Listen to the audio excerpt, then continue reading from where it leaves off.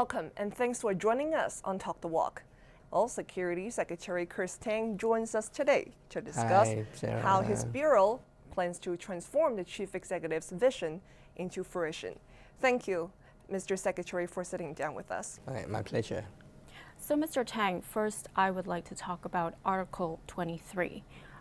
You said this law is necessary to cover things that aren't covered currently, such as treason and theft of state secrets. Why do you say that?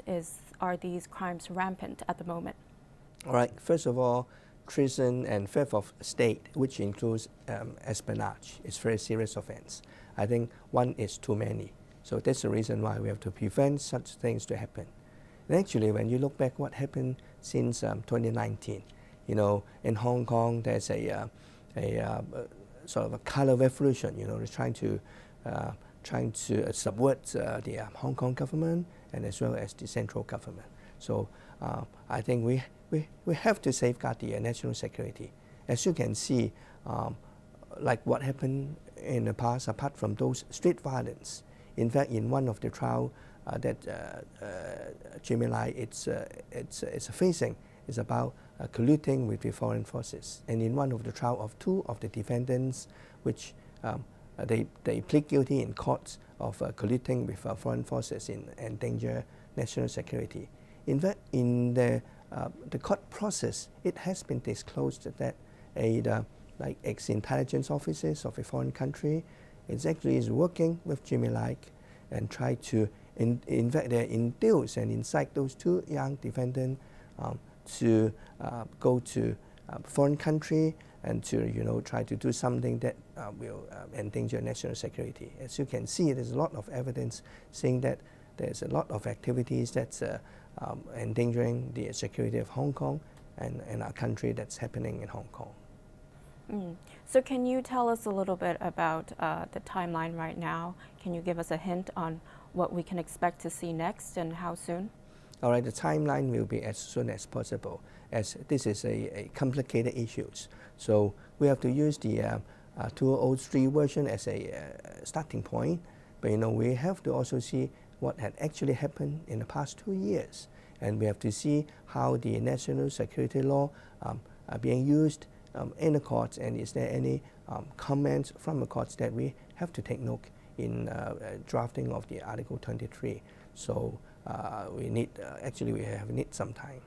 So as we all know, last time the government attempted to table Article 23, it did not go well.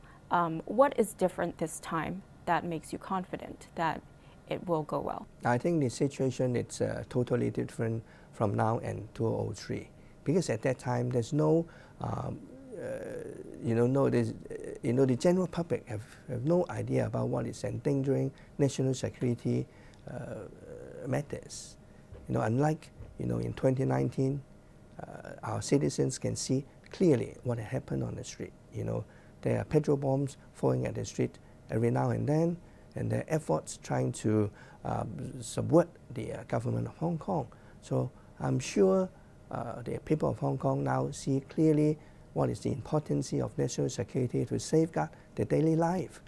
When talking about 2 years back, people do not feel safe to go out. They dare not to go out on the street, or else, they will be subject to different sorts of violence. So the people of Hong Kong now treasure the safety and also the security. So I think there will be majority support from the community regarding Article 23. Do you plan on doing a public consultation, and what will you be paying attention to during this?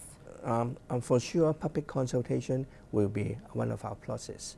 I think the government also need to explain it well to the community so that any misunderstanding will be clear, or any effort to smear the law will be cleared. But what happens if, like back in 2003, there is overwhelming public, people say that they don't want it? What happens then? I'm sure their community, I would say majority of the community will be in support of Article 23. As you know, they have seen what happened in the past 2 years. Now, the Chief Executive has also granted your bureau, the Security Bureau, with extra power to tackle local terrorism. That includes leveraging new technologies such as artificial intelligence and big data collection. Along that arise the concerns over privacy. Now, we all know that the United States operated a mass surveillance program following the 9/11 terrorist attacks. And that program was exposed by Edward Snowden and drove him to exile. Should Hong Kong people expect the same? So I suppose what you're mentioning about it's the Article 43 of the National Security Law, right? So in fact, this is not a power given by the chief executive. It is a power under a law that is made by the central government. But the chief executive in her policy address said Hong Kong must, she proposed actually to strengthen cybersecurity infrastructure and also to tackle local terrorism. So is there any work that your bureau's been doing to implement that?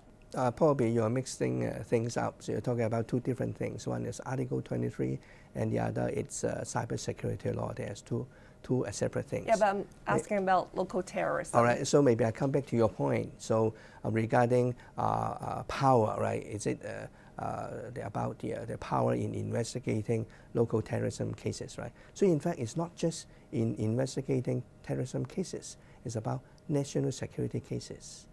I think in all over the world, for any national security unit, when we have to safeguard our national security, we have to have some power. We're not having any extra power more than other countries, I believe. And also in exercising all our powers, there's a good check and balance, and we have a reporting system and we have a monitoring systems. So I think that's a good safeguard.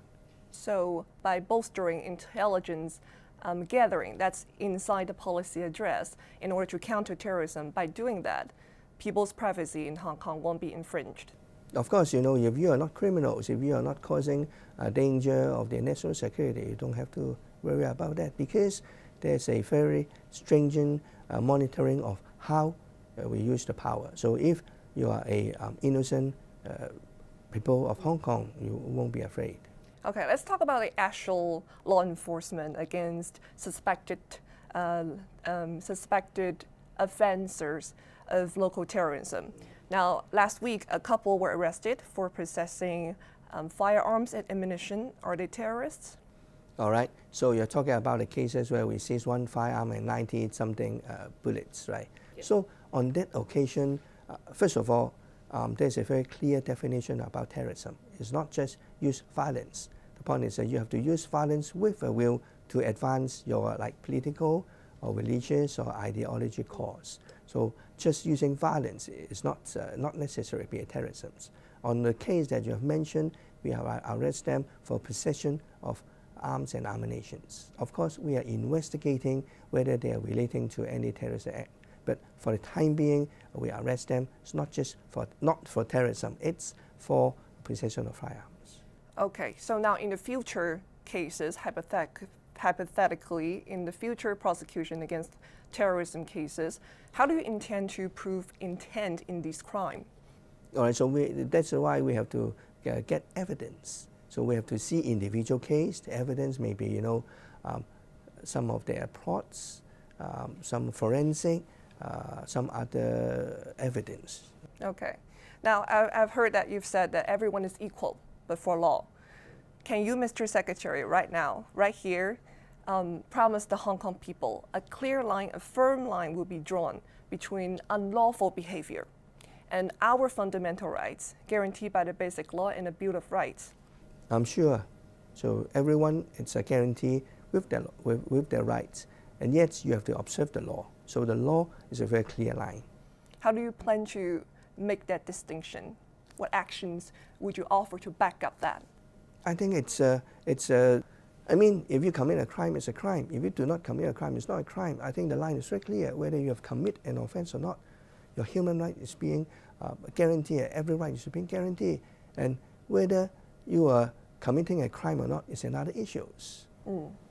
So just to make sure the Hong Kong people don't need to be afraid of crossing the line if they're just conducting their daily business. I think if you are not committing any crimes, you shouldn't have afraid of anything.